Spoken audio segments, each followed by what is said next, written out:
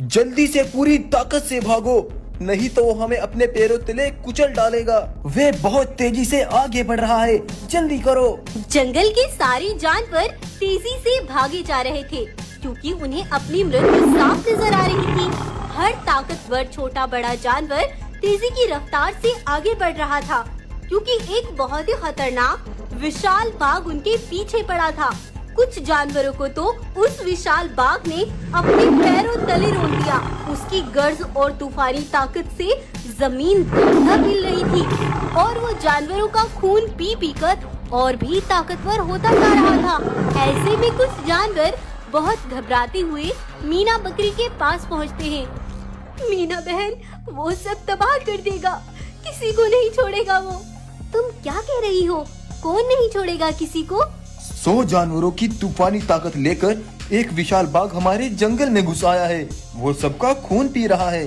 अब तुम्हें ही अपने बेटे राघव को बुलाना होगा, वही इस समस्या का हल निकाल सकता है। हाँ गाय, मुसीबत में वही ढाल है हमारे लिए। मैं अपने बेटे राघव शेर को एक संदेश भिजवाती हूँ।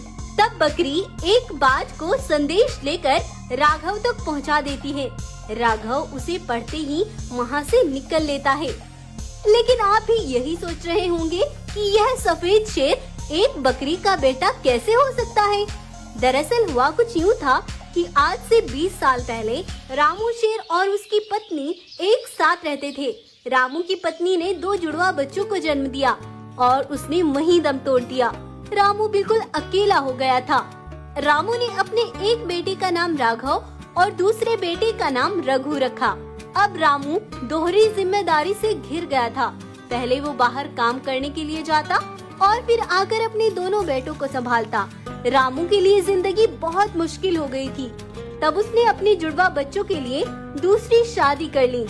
शुरू में तो रामू की पत्नी रामू के सामने रघु और राघव को बड़े लाड से रखती, लेकिन रामू के जाने के बाद वह रघु और राघव दोनों पर अत्याचार करती और जुल्म की हद पार कर देती थी। एक बार रामू को कई महीनों के लिए किसी काम से बाहर जाना पड़ा। सुनो शेरनी, मेरे दोनों बच्चों का तुम बहुत ख्याल रखना। मैं जल्द ही लौटने की कोशिश करूँगा। रामू वहाँ से चला गया, लेकिन उसकी पत्नी का जुल्म और भी ज्यादा बढ़ गया था। वह रघु और राघव को पूरा दिन अपनी खिदमत में लगा कर रखती। पूरा दिन काम करवाने के बाद भी वो उन्हें कुछ खाने को नहीं देती थी। रामू का एक बेटा रघु भूख से तड़प तड़प कर मर गया।